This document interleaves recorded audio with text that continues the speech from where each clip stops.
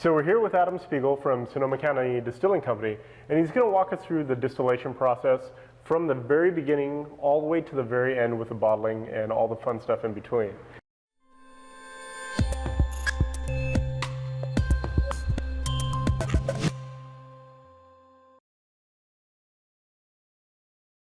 So maybe you could walk us through the process here. Yeah, we do everything from grain to bottle in-house. So our first step is actually to reverse osmosis our water. So water being kind of the base of our product.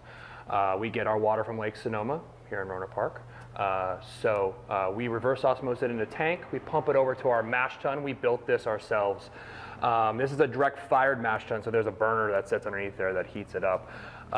We combine our hot water and our grains, breaking down the starches in the grains.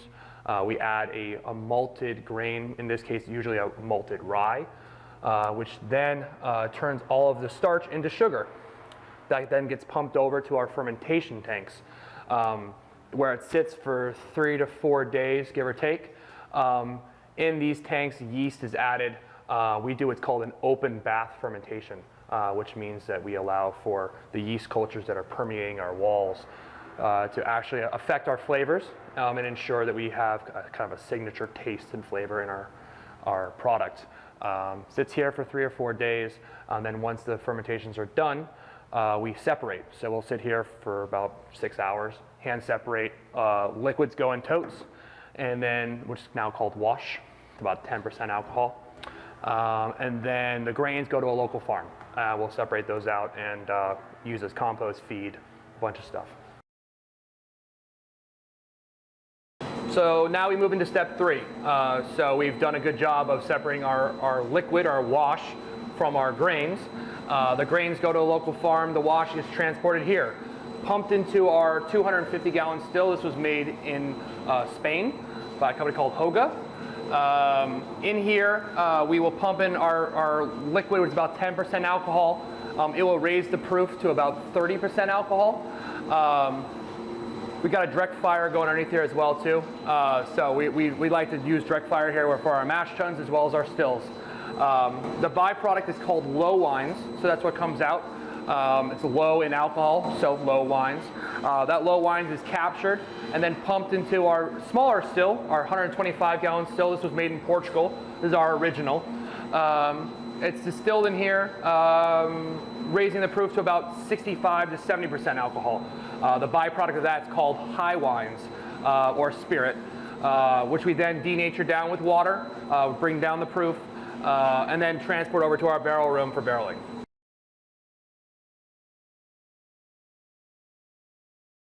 So now we're on to the 4th step of the process. Yes.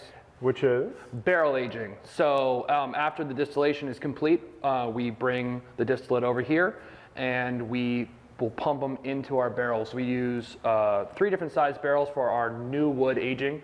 Now these are new char American oak barrels that come from Minnesota. We use a series of 10s, we use some 15s, and we use 30s.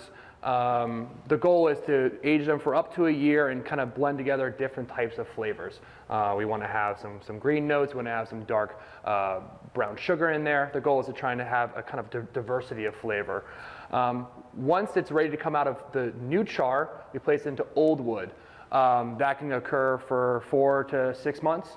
After they come out of the barrels, they can be a little bit of a barrel shock going on. So the new wood, the old wood aging allows them to kind of relax, oxidize.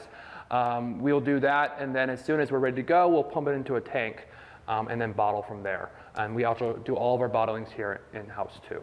Cool. Yeah. And so you touched on the subject of bottle shock or barrel shock real quick. So for the average person, what would that mean? How would that alter the taste of the whiskey? Well, the analogy I like to use is kind of like freshman orientation. Everyone comes, they're all from their hometowns, they don't really know one another, and they all kind of blend in the middle, and I'll let your imagination go from there. But the barrels are very similar. They've all been in different parts of the rick house. Some of them are a little older, some of them have gone through a little more biometric pressure changes, some of them have gone through some humidity changes that are higher in the rack or lower in the rack. So they all meet and they all get a chance to kind of relax and formulate who they are and what they're doing and what they're going to taste like. We add a little bit of water at that time too. We use water. Our water source comes from Cobb Mountain. We have a spring water source that we like to use. It's really soft and delicate. And so we bring that in-house. We denature it down. So we add water to reduce the proof down slightly. Then we add into the old wood. And that old wood, imagine it's kind of like the professor. It will teach them what to do and what to taste like and how to relax. And we reuse our old barrels over and over again. The French call it a Beaujolais, which just means old wood.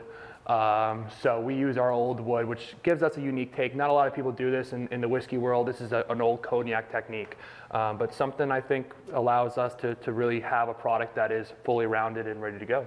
Sure. So at the end of the day, it's just about harmonizing the different components of the whiskey and bringing them all together. Exactly. It's an intention choice. I mean, when you go to make a whiskey, you got to really look at all the different aspects of the flavors that you want. Right. Our batch 1, for example, used a lot more of our 10s than we would in the future. Batch 2 is a really good combination. It's sitting back here right now, coming out in May.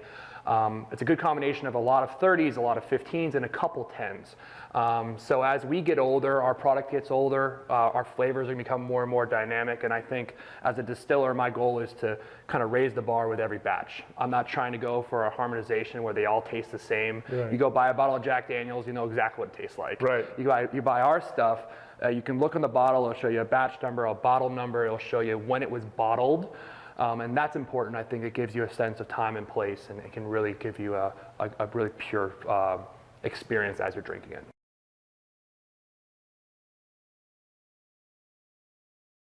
So here we do a hand bottling. Everything, of course, is done the hard way here. In this case, it's no different. So we have a hand bottling line that we will feed our bottles directly into. This has a small filter to kind of make sure no bugs get in there, and a little bit of charcoal doesn't get in there. But for the most part, I think our drinkers enjoy having really kind of rough, unfiltered, raw product. So this bottling line helps us do that. Usually have friends come up and have our volunteer days, and we are accepting volunteers every once in a while, so you can email us and let us know. But yes, this is our very stout bottling line. Excellent, and we'll include the email address if you want to volunteer on the website. Yes. So now I can attest it's going to be a good time. So Adam, maybe you could tell us what got you inspired and what got you into distilling. Yeah, I moved back to San Francisco, my hometown, in 2008. At that time, I was working in sales for a financial company, and I was really looking to do something different. Sure. I come from a long line of really hardworking entrepreneurs in the Midwest and in New York. They've started up their own businesses, and I wanted to do something that I could work my hands, and every single morning when I woke up, I was inspired to go to work. I didn't want to have it just the normal cog in a wheel kind of a business. So in 2008, we started distilling and unprofessionally, and in 2010 we opened the business up, and ever since then I wake up every morning excited to go to work. I can see why, yeah. It's definitely a difference for me. So that was really the big thing, is I want to create something that I can have as a legacy for myself, and as time goes on, and pass on to my kids and allow them to develop the business as well too. You're building something that will outgrow you, right? And I think that's really important. So essentially your legacy project. Exactly. Anytime you can build a product, especially like a whiskey that you can put you're kind of a snowflake in a blizzard. I think it's important to be able to have that sort of thing going, and I'm excited to do that. I'm excited to do that, and especially in Sonoma County too. I mean, this area is so well known for great food and great wine and great beer. There's no reason why there's no distilleries here that do just whiskey, and I identified that this area is picturesque, and we're here in Roner Park. I mean, in the middle of an industrial area, but there's Sure. beauty in here as well. Right. And I'm just excited to be able to have the opportunity to do something, that's authentic and that's from grain to bottle. I would do it no other way. So one of the things we've seen over the last 5 years, just on my side of the bar, is a huge interest in craft spirit production. A lot of new players kind of entering the space, making new craft spirits. Is there something that happened that you would attribute that to? Well, I mean, on a logistical level, there was a change in a lot of the laws that allowed people to physically go and open distilleries. Okay. Very similar to craft beer. That's how that kind of thing began. Sure. On a larger level, I think a lot of people like myself came in and were really interested in doing something different. They were looking to actually go out there and create a product that they could stand behind and say, this is mine. Right. This is the palate that I like to drink. You know, this may not be for everybody, right, but it will be something that I attribute to what I like in my flavor profiles. So I think that's definitely the big thing there too. And then, you know, there's a number of guilds that have opened that are also supporting young distillers. There's American Distilling Institute, ADI. There's the ACDA, the American Craft Distillers Association. In California, we have the Craft Distillers Association as well, so the guild here we have. So between those outlets, I mean, there's also a support system to help people understand what they need to do, how to work with the local municipalities to get things done. That didn't exist 5 years ago. When we opened 4 years ago as 1512 at that time, there wasn't that support system, and frankly, we had to ask a lot of questions, and a lot of times no one had answers. Sure. So. Seems like a pretty steep learning curve without that support behind you too. Exactly, and I think that's what attributes a lot of people to end up opening up distilleries with very safe equipment, and they go out and they buy the $100,000 still that they turn the system on, and 4 or 5 hours later, and they're done. Right. Because to them, they didn't really understand all the intricacies of what's going on. I like to look at myself as more of a student of the business. Been doing this for a short period of time. I'm not a master distiller. I'm a distiller. Sure. I'm learning through people like Hubert, Jermaine Rabon, my former business partner. I mean, people taught me a lot, and I ask a lot of questions. And sure. I think if you go into it with an open mind, I think you can really learn a lot. If you go in expecting to know everything or very closed-minded about anything, you'll never succeed. And I think that's attributing to our new industry. So what are some things about distilling that you find fascinating that other people, like the average consumer like myself, wouldn't quite know or kind of get? Well, so in California we have a problem. This is a unique thing that other states they don't deal with. Since we make it from grain, can't direct sell to the consumer. That presents a problem for us because unlike the majority of the rest of the states, I have friends who are distillers who make a third of the money per year to half their money per year in their tasting rooms alone. Oh, wow. And that's sort of a differential. You know, the money goes into R&D, into local taxes, it goes into employee costs, it goes into employee benefits. Sure. I mean, these are all things that with that extra sort of income, we're not going to be millionaires doing this. So my thought process is as a whole, you know, most people don't know that we have this barrier to entry.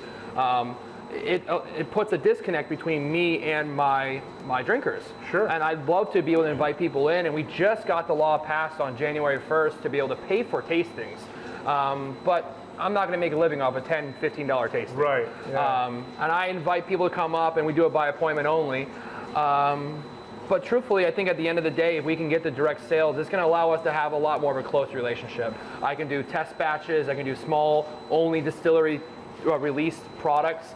If you like it, it'll help me affect my brand and actually grow my brand in a much better way. So that's something that I think a lot of people just don't know, is that that's something we deal with on a regular basis. And you know, my colleagues from other states are coming into California because they have these expanded budgets and are completely, you know, flooding the market with different types of brands because they have this extra income. Right. And it's changed the whole marketplace for us, and you know, we're pushing it where we can, but unfortunately right now it just hasn't changed yet. And one of the things about just whiskey production in general that I'm sure everybody knows is it's not just firing up your still, letting it rest for a couple of months and putting the product out like other spirit companies can do, like vodka and gin and stuff. Right. You're actually committing a lot of time and energy holding your product until you can sell it on the market. Exactly. I mean, we try to have our products go through at least one summer and at least one winter.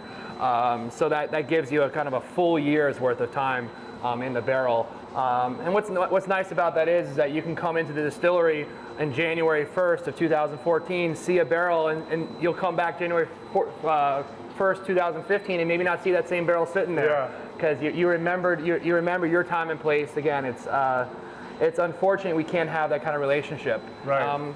But you know, as time goes on, if we can get people to kind of understand our problem, identify that there are benefits to having the openness that wineries enjoy and breweries enjoy. Right. And if I made it out of fruit, I'd be able to direct sell it too, which is even more crazy. I think we're at a place now where we could really have those sort of open communications, and if you can get this passed for us, then you'll have a place at my tasting bar anytime you want, I promise you.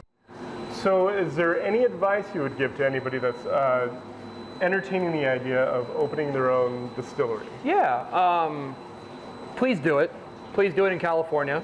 The more of us, the merrier, because the more lobbying power we have, the more availability we'll have to change the law that treats us unfairly compared to the wineries and the breweries. So if you're going to do it in California. But be understanding, of course, that as you open your distillery up, this business has been going on for a very long time. Sure. There's a lot of history there. So my first advice is to ask a lot of questions. There are people out there who can answer them for you. And if not, there are plenty of books that you can read. Do as much research as you can before. The other big thing I would say is be humble, because this business has been going on for so long. There are people who are far more involved or evolved in this process than you are. Sure. So just be understanding of the fact that you don't have all the answers. Something you're dealing with has been dealt with before. The last thing I'd say is just, again, do your homework to ensure that you're setting up your space the safest that you can. Yeah. I am nowhere without my employees. If I put my employees in harm's way, I'm out of business, but I'm also morally repute. So Right. you have to set your business up in a way that you really look at things from both a fun perspective, because this is fun, but the fun part of our business is really only 5% of what we do. Sure. It's a lot of hard work. You need to be able to put your time in to get that done. You don't just wear clothes like this and go out to work. Like it's time involved. Things happen. So the best thing you can do is just prepare for them. Right. And that's my best advice. Cool. Excellent. So if somebody wanted to make an appointment to come down here and taste some of your products or just get in touch with you, what's the best way that they can do that? Yeah, we have a website. It's SonomaCountyDistilling.com. You can go on there and you can email us. We actually ask that we get appointment-only tours for now, just because we're working. This is a full functioning distillery, so we need to make sure that we're prepared for guests. The other part of that too is if they want to reach out to us too, we have an email address, info@SonomaCountyDistilling.com. The best way to do that as well too. Twitter, we're on Facebook. We're actually trying to do a much better job. I have a new head of sales and marketing. We're doing a much better job of our Facebook outreach. Sure. So people, if they're drinking our product at a bar in East Bay, take a picture. It'd be really cool to have it. We got some great pictures from some guys out in Paris as well too. There's a couple bars out there that are pouring our stuff, and they took some pictures, and we got them up there too. So please, we want to have this kind of open flow communication. I mean, that's really important. Nice. Now, if somebody wanted to pick up some of your products here in California, Yeah. where's the best way to do that? Well, we have a couple of our retailers directly ship. So Cask downtown in San Francisco, they're a direct shipper. In the North Bay, we have a couple of accounts. There's Bottle Barn and there's Willoughby's.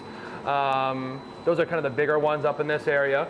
On the East Bay, we have Ledger Liquors and a couple other more specialty shops. Again, with a product that has even a limited distribution like ours, it's not going to be at every single liquor store. So you can check out our Facebook page. We'll tell you, our website will tell you where to go. But really, the best thing we can get, because it's a consumer-based business, is if you go into your bar and you want to try it, ask your bartender. Right. Say, have you had Sonoma County Distilling? Have you had Sonoma Rye Whiskey? Have you had Second Chance Wheat? Have you had their West of Kentucky Bourbon? Right. Because if you ask for us by name, they'll write the name down. If they don't have it, they'll bring us in. I will happily myself go into a lot of these and try and open these accounts up myself. Right. Because we've organically built this business for the last 4 years. We are nothing without our consumers. Thank you all for the support. And let's continue to go out there and try and promote it where you can, because it's because of them that we're where we're at today. Yeah, and we tried the spirits a little while ago, and I will say they are absolutely amazing. So they're worth the hunt, and if you come across them, just go ahead and buy it. You know it's going to be a great product. Thank you. So thank you for your time. And thank you for the amazing tour here. Cool. Yeah, it's exciting to be able to bring people in. I think that's moving forward. That's who we're going to be. Nice. The distillery that's open. Ask us questions. We're here. If you enjoyed this video, subscribe to our YouTube channel, find us on Google+, or visit us at abarabove.com.